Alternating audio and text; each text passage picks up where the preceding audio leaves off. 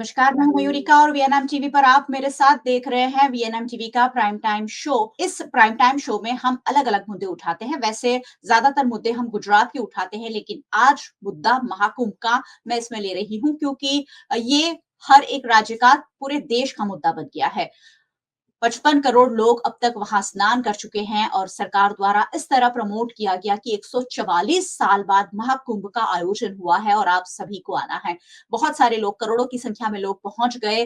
वहां संगम में डुबकी भी लगाई, अव्यवस्था भी देखने मिली, आस्था भी देखने मिली, सब कुछ वहां देखा गया। लेकिन इसी बीच एनजीटी का एक रिपोर्ट आता है कि जो नदी है उसका पानी ना पीने लायक है ना नहाने लायक है। उसके बाद फिर एक जंग छिड़ गई है कि आखिरकार इतने सारे लोगों को जब सरकार आमंत्रित करती है, आप आइए और महाकुंभ में डुबकी लगाइए, तब अब जब एनजीटी का ये रिपोर्ट आया है, लोग अपनी आस्था पर, एक कहीं ना कहीं आस्था लोगों की सवालों के घेरे में आ गई है कि ये आस्था है या आस्था के साथ खिलवाड़ है। आज इसी पर चर्चा होगी कि जब पानी इतना मैला था वो पहले से था या फिर इतने सारे लोगों के नहाने के बाद हो गया, और अब जब इतने सारे लोगों ने वहां संगम में स्नान कर लिया है उसका क्या जवाब शायद सरकार नहीं दे पाएगी, लेकिन एक चर्चा के जरिए जरूर इस मुद्दे को उठाना चाहेंगे। हमारे साथ कुछ खास मेहमान भी जुड़े हैं। भारतीय जनता पार्टी की ओर से संजीव पंचोली जी हमारे साथ जुड़े हैं। संजीव जी, स्वागत है चर्चा में। हमारे साथ कांग्रेस पार्टी की ओर से सागर शाह जुड़े हैं। सागर जी, आपका भी स्वागत है। और हमारे साथ एनवायरमेंटलिस्ट के रूप में रेखा व्यास जी जुड़ी हैं। सबसे पहले आज रेखा जी का वर्जन लेंगे क्योंकि पर्यावरण के साथ काम करती हैं और एनजीटी का जो ऑर्डर आया है उसके साथ हमेशा ही पर्यावरणविद ज्यादा बेटर तरीके से इसे डिफाइन कर पाएंगे। रेखा जी, आप हमारे साथ जुड़ी हैं, बहुत बहुत स्वागत है। और बताइए, ये जो आज महाकुंभ उत्तर प्रदेश के प्रयागराज में लगाया गया है, करोड़ों लोग वहां पहुंच रहे हैं और अब एनजीटी अचानक 70 जगहों से सैंपल लेती है और कहती है कि ये पानी जो है नहाने लायक नहीं है। कैसे देखते हैं इस पूरे मुद्दे को मैम? हाँ, पहले बहुत-बहुत धन्यवाद आपका। ये जो रिपोर्ट जो आई है एनजीटी की, मतलब रिसेंटली जस्ट 3 फरवरी को, which is really very very dangerous and हम सबके लिए फिक्र की बात है। एक मैं आपको बता दूं कि ये रिपोर्ट में ये बताया गया है कि जो फीकल कोलिफॉर्म बैक्टीरिया, राइट, जो इतने सारे मनुष्य या कोई भी एनिमल्स अगर जब पानी में बात करते हैं, उनके जो इंटेस्टाइन है उसमें ये फीकल कोलिफॉर्म बैक्टीरिया होते हैं। तो स्वाभाविक है, इतने सारे, जैसा आपने ही बताया कि 55 करोड़ लोग वहां अगर स्नान किया है तो उनके जो शरीर में से जो मल जो है वो जो विस्थापित हुआ, वहां से जो फीकल कोलिफॉर्म बैक्टीरिया की जो अमाउंट है वो बिल्कुल, जिसको हम बोले कि डेंजरस लेवल के ऊपर है, राइट। वो अमाउंट होनी कितनी चाहिए? तो एक जो रिपोर्ट है उस हिसाब से ये अमाउंट अगर 500 एमपीएन, एमपीएन मतलब कि मैक्सिमम पॉसिबल नंबर पर 100 मिलीलीटर जितना होता है तब तक ठीक है, बिल्कुल पानी अच्छा है, पीने लायक है, कोई प्रॉब्लम नहीं। और ज्यादा से ज्यादा 2500 अगर एमपीएन होता है तो भी प्रॉब्लम नहीं है, वो भी अगर हमारा बॉडी है वो शायद एक्सेप्ट कर पाएगा। लेकिन ये जो रिपोर्ट आई है उसमें, जो पहले जो रिपोर्ट आई थी, जो कुंभ मेला जो शुरू हुआ, उसके बाद जो 12th को एक रिपोर्ट आई थी, वहां पर 4500 MPN, which is double than the dangerous level. इसके बाद 49,000, जो 14 को जो रिपोर्ट आई उसमें 49,000 एमपीएन, आप सोचिए। और अभी जो रिसेंटली जो पोल्यूशन कंट्रोल बोर्ड ने एनजीटी को बोला कि आप जो लेटेस्ट रिपोर्ट है वो आप हमें दिखाइए, in that it is mention कि वो 11 lakhs और संगम पर 7 लाख है। अब सोचिए ये कितना कितना कितना ज्यादा है, जो होना चाहिए उससे कितना गुना ज्यादा है।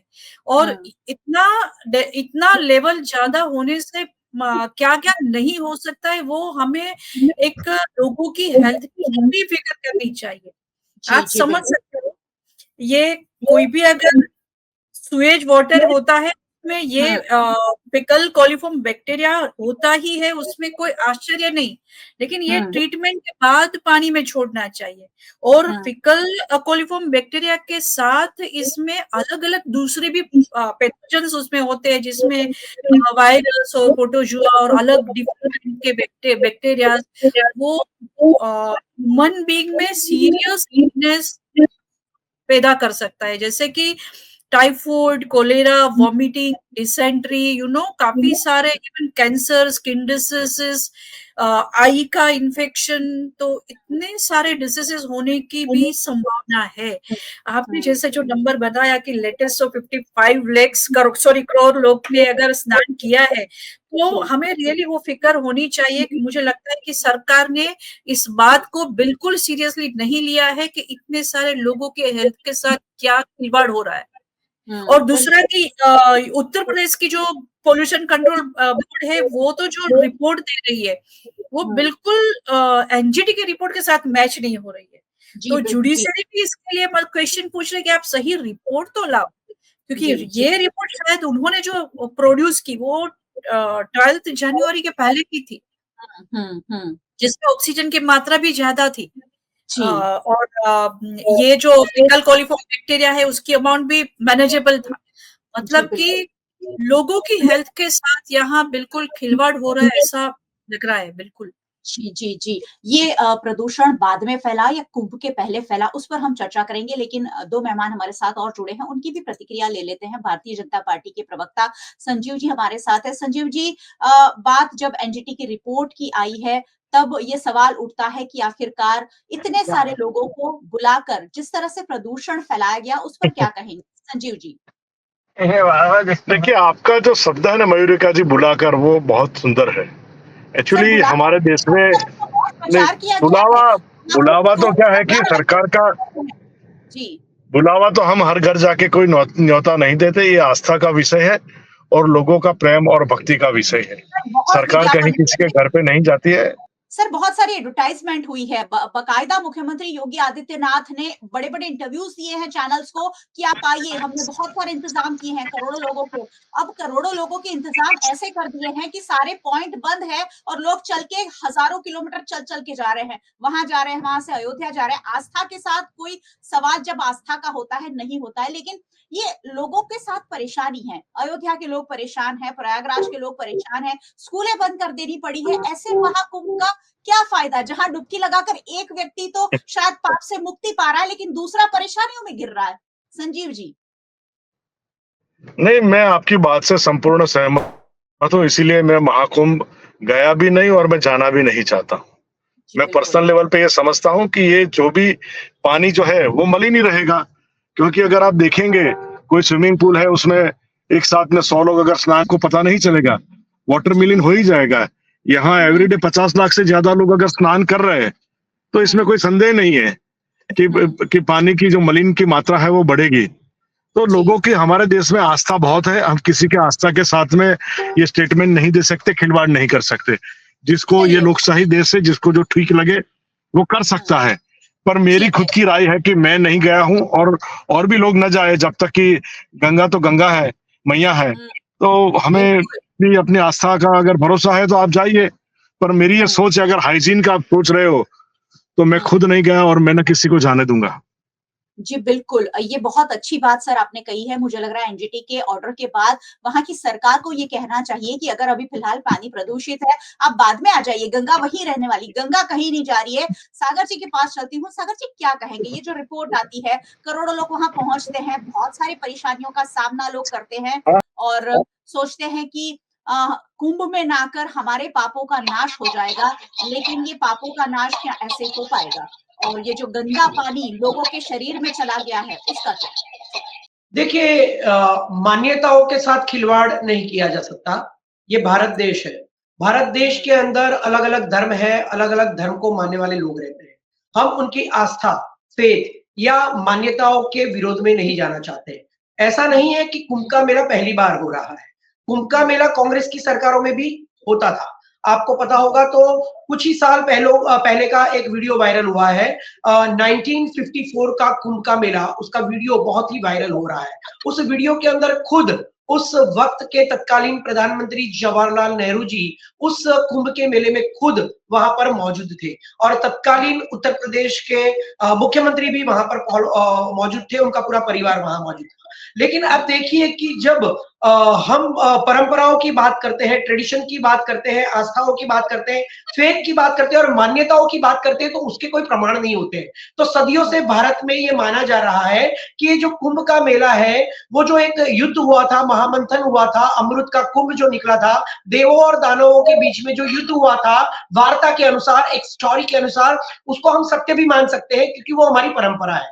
और उसके अंदर जो देव और दानवों का जो युद्ध हुआ था उसमें जो अमृत का जो कुंभ था उसको हाथापाई के अंदर कुछ बूंद गिर गए थे और कुछ बूंद में से जो 12 बूंद गिरे थे उसमें से 4 महत्वपूर्ण बूंद थे जो प्रयागराज, हरिद्वार, उज्जैन और नासिक के अंदर गिरे थे और वहां पर ये कुंभ का मेला लगता है जिसे पूर्ण महाकुंभ का मेला कहा जाता है जो हर 12 साल में लगता है। तो ये परंपरा तो चलती रहती है। लेकिन पहले के जमाने की बात करें तो तब हमारे पास साइंस नहीं था। जैसे रेखा मैडम ने बताया कि ये रिपोर्ट्स आई है तो अभी साइंटिफिक रिपोर्ट्स भी हमारे पास जुड़ी हुई है।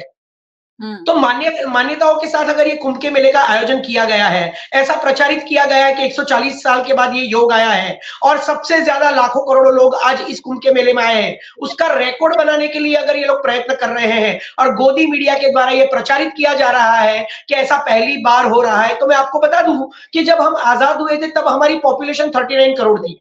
1954 का जो वीडियो वायरल हुआ है तब करीबन 7 साल के बाद जो पॉपुलेशन होगी वो 45 करोड़ के आसपास होगी या 40 करोड़ के या 42 करोड़ के आसपास होगी। तब के भी आप वीडियो देख लीजिए, लाखों करोड़ों लोग कुंभ के मेले में आते थे। लेकिन आज भारत देश के अंदर 140 करोड़ लोग हैं। अब जब पब्लिक बढ़ेगी, पॉपुलेशन बढ़ेगी, लोग ज्यादा आएंगे तो साइंस जब इस देश में आज के सांप्रत वक्त के अंदर मौजूद है तो साइंटिफिक रिपोर्ट्स को भी आप अनदेखा नहीं कर सकते हैं। तो आज लाखों करोड़ों लोग और जब इस देश की फैक्ट्रीज, कारखाने, ये जो सारी चीजें होती है उसके जो गंदे पानी होते हैं, उनके जो केमिकल वाले पानी होते हैं जो नदियों के द्वारा हर नदी के अंदर मिक्स होते हैं, तो ये सारी चीजें, और मोदी जी ने कहा था कि मैं गंगा का पुत्र हूं, गंगा ने मुझे बुलाया है, 11 साल हो गए गंगा साफ नहीं हुई, कोरोना के अंदर इतनी लाशें गंगा में बही और गंगा भ्रष्ट हो गई लोगों के खून के द्वारा, उस गंगा को आज तक साफ नहीं किया गया है, लाखों करोड़ों रुपयों का भ्रष्टाचार हो गया है। तब जाकर जब ऐसा मलिन पानी, ऐसा प्रदूषित पानी जब इस देश के नागरिकों को बीमार कर सकता है, अलग अलग प्रकार के डिसीज हो सकते हैं, किसी की जान भी ली जा सकती है इस पानी के द्वारा, तो उसके ऊपर नजर रखनी चाहिए, उसके ऊपर कार्यवाही होनी चाहिए, उसको ध्यान में लेना चाहिए। लेकिन इस सरकार को इसमें कोई इंटरेस्ट नहीं है, उन्हें सिर्फ अपने रिकॉर्ड बनाने हैं कि कितने लाखों करोड़ों लोग ज्यादा से ज्यादा आए और दुनिया में किसी ने ना किया हो ऐसा कुंभ का मेला हमने आयोजित। लेकिन इन लोगों को ये पता नहीं चलता है कि जैसे जैसे पॉपुलेशन बढ़ती है वैसे ज्यादा लोग आते जाएंगे। जब हम आजाद हुए तब 39 करोड़ थे, जब 1954 का वीडियो वायरल हुआ है तब 40-45 करोड़ लोग होंगे, आज 140 करोड़ लोग हैं। तो तुमने क्या उखाड़ लिया भाई? तुम्हारी वजह से कोई ज्यादा लोग नहीं आए हैं। इस देश के लोग तो आस्था में मानते हैं, मान्यता में मानते हैं, अंधविश्वास में भी मानते हैं। धर्मांधता इस देश में इतनी ज्यादा है कि एक बात अगर किसी को पता चले कि इस नदी में नहाने से हमें मोक्ष मिल जाएगा तो पूरा देश निकल पड़ता है। आपको पता है वो उदाहरण, गणपति जब दूध पी रहे थे, ये भी इनकी ही चाल थी, तो पूरा देश बाहर निकल आया था। गणपति दूध पी रहे हैं, गणपति दूध पी रहे, क्या उसके बाद गणपति ने इतने सालों में दूध पीना बंद कर दिया? क्या रबिश बातें हो रही है इस देश के अंदर, हाउ रबिश टॉकिंग।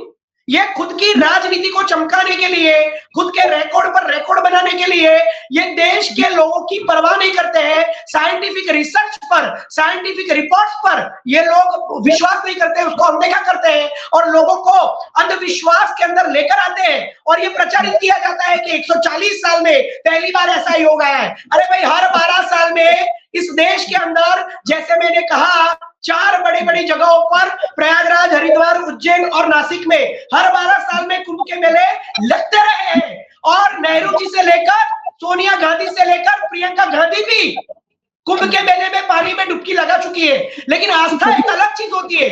आस्था का दुरुपयोग करके आप लोगों को भड़का रहे हो, लोगों में ये ठीक है। प्रचलित कर रहे हो कि तुम्हें मोक्ष मिल जाएगा। अरे भाई एक मेरी बात सुनिए, मैं हूँ, मैंने पाप किए हैं, मैं वहां जाके डुबकी लगाता हूँ, मेरे सामने हजारों लोग खड़े हैं, वो भी अपने पाप धो रहे हैं, तो उनके पाप भी उसी पानी में जा रहे हैं, मेरे पाप भी उसी पानी में जा रहे हैं, हम फिर से उसी पानी से नहाकर बाहर आते हैं, तो हम तो दूसरों के पाप भी हमारे साथ लेकर आते हैं। ये समझ में नहीं आता है, ये चलिए कौन सी ठीक है। बातें सिखा रहे हैं देश के लोगों को। जी, चलिए ठीक है। ये आस्था का विषय है और आस्था के साथ ये खिलवाड़ जैसी जो रिपोर्ट सामने आई है, उस पर बात हो रही है कि आखिरकार ये क्या हो रहा है देश में। देश के मुद्दे बहुत सारे अलग-अलग हैं, उसके बावजूद देश गरीबी से जूझ रहा है, देश बेरोज़गारी से जूझ रहा है, लेकिन देश के लोग जो हैं, इन दिनों प्रयागराज जाकर पाप धुलने में लगे हुए हैं। रेखा जी, हम ये बात कर रहे हैं, जो रिपोर्ट आई है उस पर बात कर रहे हैं। मैं ये जानना चाहूंगी कि आपने कहा कि ये जो बैक्टीरिया होते हैं जब ज्यादा होते हैं तो कई सारी परेशानियां होती हैं, तो किस किस तरीके की परेशानियों का सामना लोगों को करना पड़ सकता है? क्या ये बड़ी रेशियो में किसी को सामना करना पड़ सकता है या किसी कुछ कुछ लोगों को हो सकता है कि स्किन डिसीज या इस तरीके की परेशानियां हो? नहीं, ऐसा नहीं है। अगर अगर ये बीमारी हो गई तो ऐसा तो नहीं कि मतलब काफी सारे लोगों को इसका सामना करना पड़ेगा। और जैसा मैंने पहले भी बताया था कि इसकी वजह से हो सकता है कि टाइफाइड हो या हेपेटाइटिस ए हो सकता है, स्किन डिसीज हो सकते हैं, कैंसर, फिर कोलेरा जैसे बीमारी फैल सकती है। और ये फैलने से ऐसा नहीं कि ये यहाँ तक रुक जाएगा। जिसको घर में ये प्रॉब्लम होगी, ये डिसीज होगा, उसके आसपास रहने वाले को भी उसकी वजह से ये डिसीज ज्यादा भी और भी ज्यादा स्प्रेड हो सकता है, पूरे देश पे स्प्रेड हो सकता है। WHO ने भी एक वार्निंग दी है कि इतने सारे लोग अगर यहाँ स्नान कर रहे हैं तो ये हमें जो लोग यहाँ आ रहे हैं उनकी हेल्थ का पूरा ध्यान रखना ये सरकार की जिम्मेवारी है। तो ये तो सरकार को ध्यान रखना ही पड़ेगा, लेकिन अब तो जो हो गया वो हो गया। अब जो हो गया वो हो गया, लेकिन अभी भी सरकार ने ये नहीं सरकार ने ये नहीं कहा है कि भाई अभी फिलहाल पानी खराब है, प्लीज मत आइए। ये बहुत मेरे सोच से बाहर है। जितने लोग प्रयागराज आजकल किसी को भी फोन करें, प्रयागराज जा रहे हैं, कुंभ जा रहे हैं, बड़ी अच्छी बात है। सनातन धर्म से जुड़े हुए हम सारे लोग हैं और सनातन को बहुत अच्छे से फॉलो भी करते हैं, लेकिन ये जो प्रयागराज जाने की एक होड़ लगी है उस पर एक सवालिया निशान जरूर उठ रहा है, क्योंकि वहां ना होटल्स की व्यवस्था है, ना नहाने धोने की बहुत अच्छी व्यवस्था है। तो जो लोग 3-4 दिन ट्रैवल करके जाते हैं वो सीधा संगम में डुबकी लगाते हैं। तो क्यों नदी अपवित्र क्यों नहीं होगी? सारे लोगों का 3-4 दिनों का मैल अगर वहां हम छोड़ के आ रहे हैं तो वो मैली नदी होने ही वाली है और वो प्रदूषण फैल रहा है। एक तो हमारी नदियां पहले ही इतनी प्रदूषित है जिसे साफ करने के लिए हम करोड़ों रुपए का खर्च कर रहे हैं और फिर हम महाकुंभ जैसे बड़े आयोजन करते हैं और कहते हैं कि 140 साल बाद महाकुंभ फिर से आएगा तो आप नहा लीजिए क्योंकि आप दूसरी बार इस जन्म में नहाने नहीं वाले। संजीव जी, ये आस्था के साथ सीधा सीधा खिलवाड़ जैसा नहीं लगता है? क्या उत्तर प्रदेश सरकार ने अंडर एस्टिमेट कर दिया सनातन धर्म वाले लोगों की आस्था को? उन्होंने सोचा कि ठीक है कुछ लोग आ जाएंगे, 8-10 करोड़ आ जाएंगे, लेकिन 55 करोड़ लोग आ गए अब तक। ये डेटा खुद उत्तर प्रदेश की सरकार ने कुछ दिनों पहले दिया था। अब ये जो डेटा 26 फरवरी को, तो मुझे लग रहा है कहीं 55 करोड़ का 100 करोड़ ना हो जाए। देखिए, हमारे देश में कहीं और ऐसे बहुत सारे स्थान हैं जहाँ पर आस्था का विषय होता है। हम अगर उस पर बहस करेंगे तो हमारे धर्म से और आस्था से लोग खिलाफ जाएंगे। इसीलिए जिनको धर्म में रुचि है, जिनको आस्था है, वो जाए, हमारी ना नहीं है। पर मैं अपने रूप से मानता हूँ कि पानी जो गंगा का रहता है वो बहता पानी होता है। पर इतने सारे लोग आने के बाद में ये बहते पानी में भी ये बहुत बड़ा किलोमीटर्स का वहां पर एरिया है, पर भी बहता पानी अगर आगे से आता है तो और आगे जाने तक वो मिलिन हो जाता है। वो it is a very practical thing. तो मैं जिन लोग आस्था से जुड़े हुए, हम उन लोगों से क्या कहेंगे? उनके साथ कोई डायलॉग्स भी नहीं कर सकते। आपने ये आज विषय छेड़ा है, मैं समझता हूँ कि और कोई लोग न जाए आपकी डिबेट देखकर। अपनी आस्था की बात अलग है, पर हेल्थ के इश्यूज के मामले में अगर आप हाइजीन के मामले में देखने जाए तो मेरे हिसाब से ये जाना मुनासिब नहीं है। पर आस्था आस्था है। आस्था के सामने लोग हम कुछ नहीं कह सकते। जी, बिल्कुल, हम किसी को जाने से नहीं रोक सकते, सिर्फ़ फैक्ट जो है वो लोगों के सामने ज़रूर रख सकते हैं। उत्तर प्रदेश के जो मुख्यमंत्री हैं योगी आदित्यनाथ, उन्होंने आज सीपीसीबी की जो रिपोर्ट आई था उसका ज़िक्र करते हुए कहा है कि फीकल कॉलीफॉर्म बढ़ने के बहुत सारे कारण हो सकते हैं, सीवेज लीकेज इसका मुख्य कारण है। उन्होंने कहा साथ ही नदियाँ चैनलाइज़ नहीं होने की वजह से भैंस, गाय और अन्य जानवर भी नहाते हैं और गोबर कर देते हैं, इस वजह से भी फीकल कॉलीफॉर्म की जो मात्रा है बढ़ जाती है। अब उत्तर प्रदेश की सरकार भी फंस गई है क्योंकि करोड़ों लोग एक साथ जब पहुंच गए हैं, सारे पॉइंट बंद है, किलोमीटर लंबा जाम लगा है, उसमें हजारों लोग रोज फंस गए हैं। वहां के लोग जो हैं अब हाथ जोड़ रहे हैं कि भैया मत आइए हमारे यहाँ, हम स्कूल नहीं जा पा रहे हैं, हम अपने बिजनेस के लिए नहीं जा पा रहे हैं। मैंने कुछ दुकानदारों के इंटरव्यूज देखे रेखा जी, जो वो कह रहे हैं कि हमारी दुकानों में सामान खत्म हो गया है, लेकिन सामान आने की कोई व्यवस्था नहीं है। अगर हम बिजनेस करना चाहें तो कैसे करें? इतने करोड़ों लोग आ रहे हैं, उनका बिजनेस शायद बहुत अच्छा, बहुत सारे लोग करोड़पति बन गए महाकुंभ से, लेकिन बहुत सारे लोग जो परेशानियों का सामना कर रहे हैं। रेखा जी, आपका पर्सनली क्या मानना है महाकुंभ जाने की, ये जो एक तरीके के सोशल मीडिया पर छा जाने की कि भाई संगम में डुबकी लगाने वाला वीडियो अगर आपके सोशल मीडिया प्लेटफॉर्म पर नहीं है तो आप सच्चे सनातनी नहीं है। नहीं, मुझे तो लगता है कि हम सब में एक साइंटिफिक अप्रोच तो होना ही चाहिए। और हिंदू धर्म में कहीं पर आपने अखो करके एक जो गुजराती में है उसका एक छप्पा, मुझे पूरा याद नहीं है, लेकिन उसमें कुछ ऐसा था, कुछ कि पत्थर देखी पूजे देव, पानी देखी करे स्नान, तिलक देखी, कुछ ऐसा था, मुझे एग्जैक्ट याद नहीं आ रहा है। तो ये मतलब कि ये लोगों को समझना चाहिए कि जो पवित्रता है वो अपने खुद के अंदर है, मन के अंदर है। अरे गंगा जी मोक्ष लेने के लिए वहां जाने की जरूरत नहीं है, अपने हृदय में आप डुबकी लगाओ, अपने आप को पहचानो, तो भी आपको मोक्ष मिलेगा, तो भी आपको समझ में आएगा कि इस संसार में आने की क्या यथार्थता क्या है। मतलब ये साइंटिफिक एंड स्पिरिचुअल, ये दोनों एप्टीट्यूड मुझे लगता है कि आजकल लोगों में नहीं रहा है। जो हिंदू समाज एक हिंदू धर्म एक साइंटिफिक एटीट्यूड के साथ जो सालों से चलता रहा, कभी हिंदू धर्म के लिए ऐसा नहीं कहा जा रहा है कि वो साइंटिफिक नहीं है।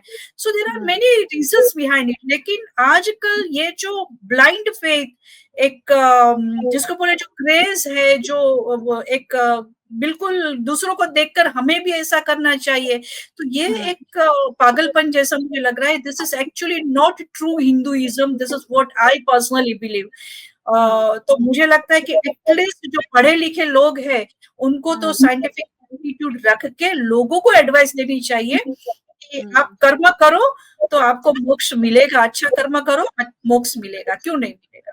बिल्कुल, अच्छे कर्म करिए और नदियों को प्रदूषित नहीं करना, उसे प्रदूषण से बचाना, वो भी एक धर्म है। सनातन धर्म के साथ-साथ इस देश की रक्षा करना, जी, हमारे जल संसाधनों की रक्षा करना, ये बहुत बड़ा धर्म है। शायद हिंदू धर्म से भी बड़ा धर्म ये है कि हम अपनी विरासत जो हमारी अगली पीढ़ी को देके जाने वाले हैं, उसे हम सुरक्षित रखें।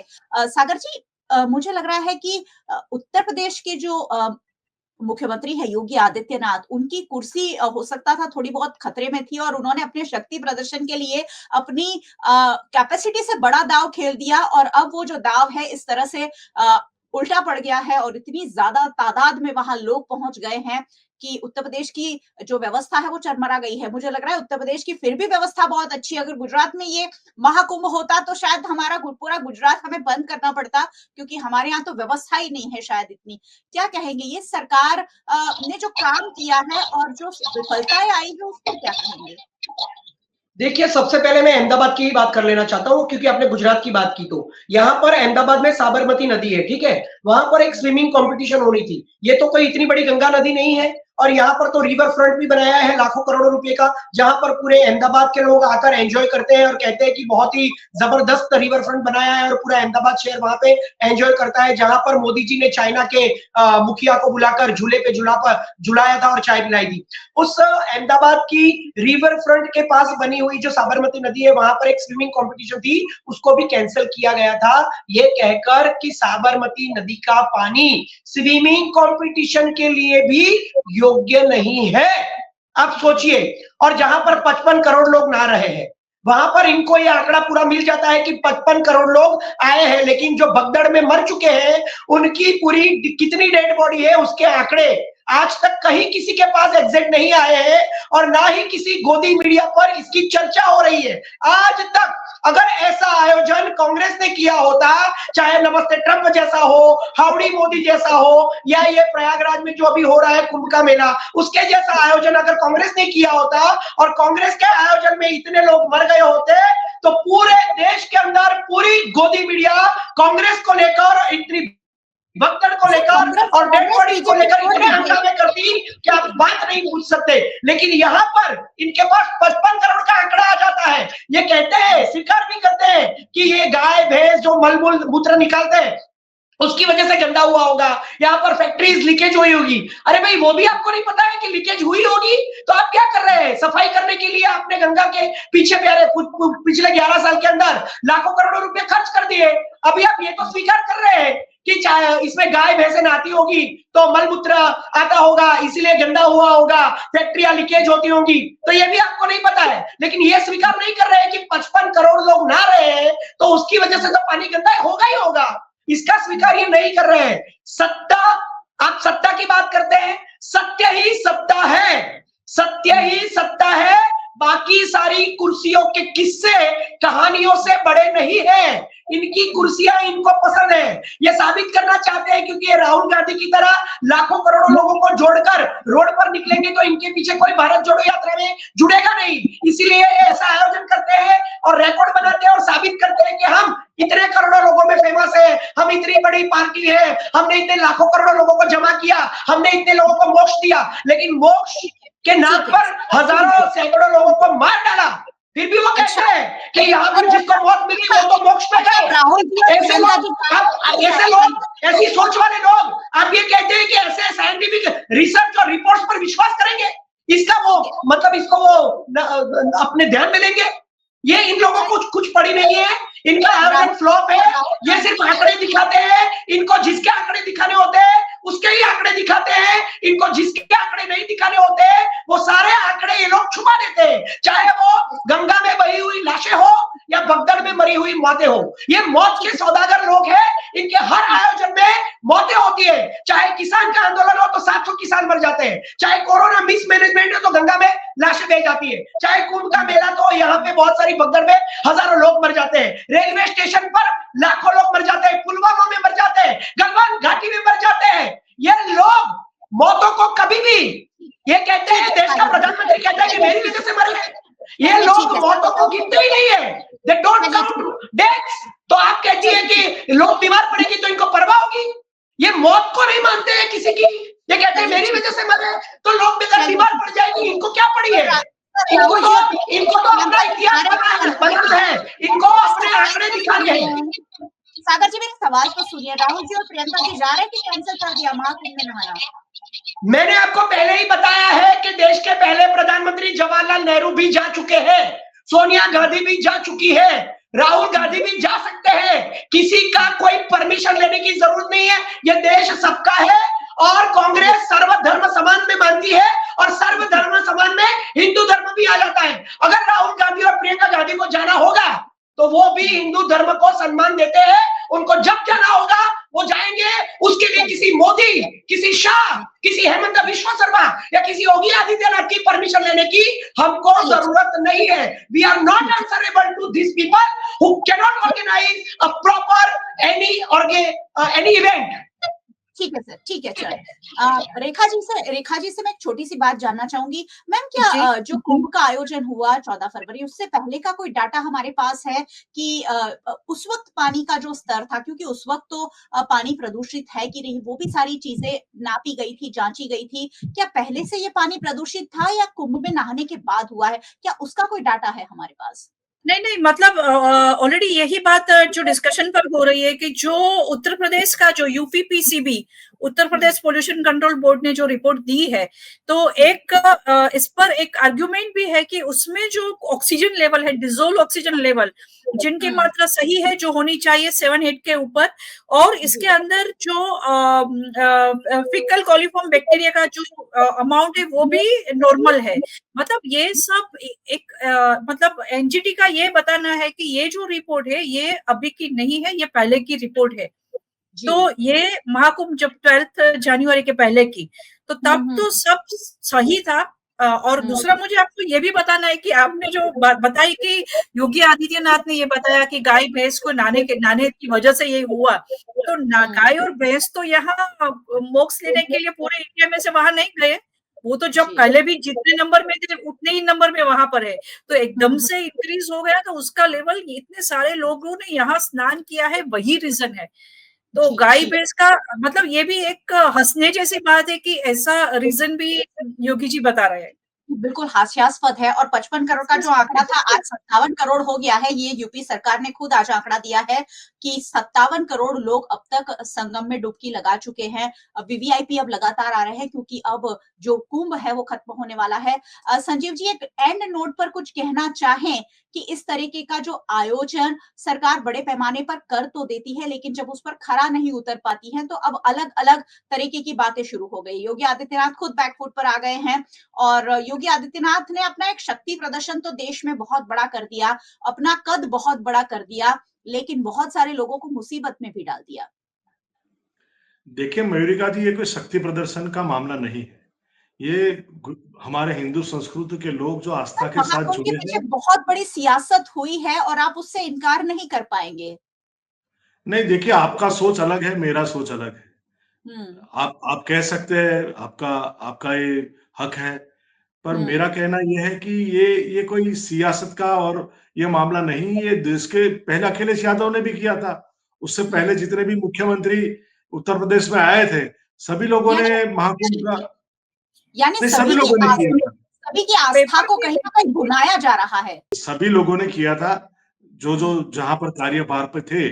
और अभी क्या हो गया, मयूरिका जी की कम्युनिकेशन सिस्टम अच्छी हो गई है, रोड रास्ते अच्छे हैं, लोग अपनी गाड़ी लेकर खुद ड्राइव करके चले जाते हैं, ट्रेन की फैसिलिटीज ज्यादा है, फ्लाइट की फैसिलिटीज ज्यादा है। सारी तस्वीरें देखी होगी, ट्रेन बस की सारी तस्वीरें आपने देखी होगी, अलग अलग जगह भगदड़ की। हर एक रेलवे स्टेशन पर अगर प्रयागराज की ट्रेन आने वाली है तो दूसरी ट्रेनें भी बाधित हो रही है। उस तरीके का माहौल पूरे देश में कहीं ना कहीं अव्यवस्था, असामंजस्य फैल गया है। लोग परेशान हैं और फिर भी महाकुंभ की ओर प्रस्थान कर रहे हैं। ये आस्था है, मैं उससे इनकार नहीं करूंगी, लेकिन व्यवस्था में तो हम बहुत मैं तो आपकी चैनल के जरिए इस डिबेट में कई बार मैं लोगों को कह चुका हूं कि आप अगर आपको कुछ भी परिस्थितियों का सामना नहीं कर पाते तो आप कुंभ में मत जाइए। मैं खुद नहीं गया क्योंकि मैं कभी इतनी भीड़ में जाना आवश्यक नहीं समझता अपने आप को।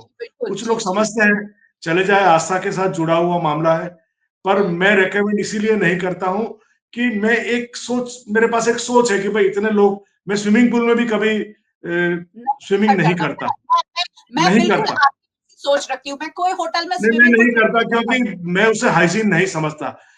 अगर छोटा सा स्विमिंग पूल है, कुछ कम लोग कर रहे हैं, there is a filtration plant, then it is okay. पर मैं कभी सार्वजनिक स्विमिंग पूल से कभी स्विमिंग करने की मैंने गुंजाइश नहीं की, और न मैं किसी मेरे फैमिली के लोगों को कभी उसको मैं करने दिया है।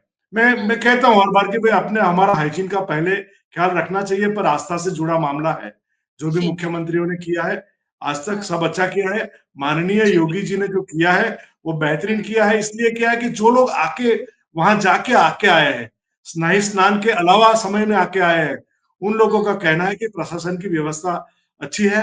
और मैं समझता हूं कि योगी जी के भी पास उतना वो नहीं होगा कि इतने सारे लोग आ जाएंगे।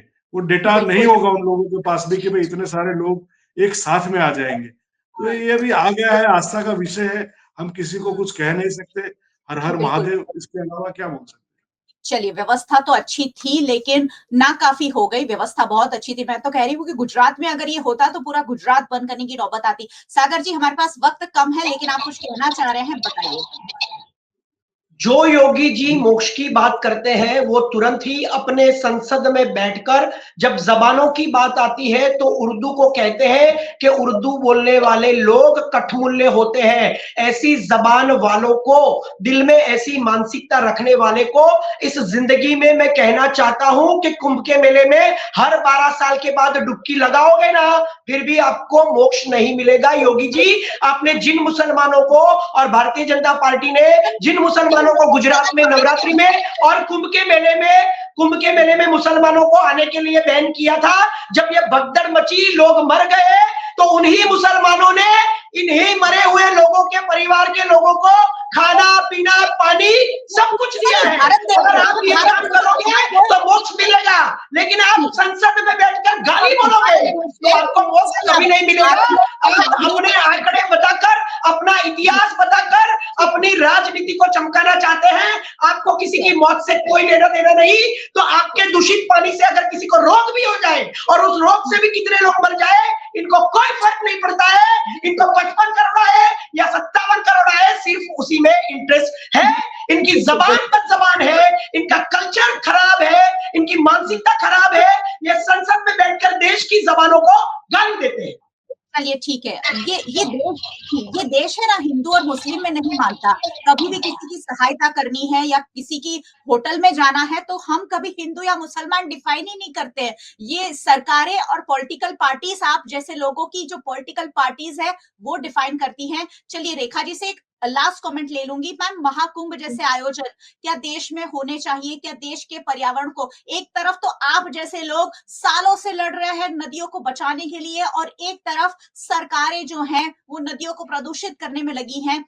सफाई तो हो नहीं रही है, सालों से बातें हो रही है। गंगा, जमुना, यमुना, सरस्वती ले लो, हमारी साबरमती ले लो, वडोदरा की विश्वामित्री ले लो, सिर्फ हम बातें किए जा रहे हैं। वो नदियों को पता नहीं हम कब पापों से साफ करने वाले, खुद को तो पाप धो रहे हैं, नदियों के जो प्रदूषण है वो कब धोएंगे? मैम, एक लास्ट कमेंट आप करना चाहें इस तरह के आयोजन पर जो प्रदूषण फैलाते हैं?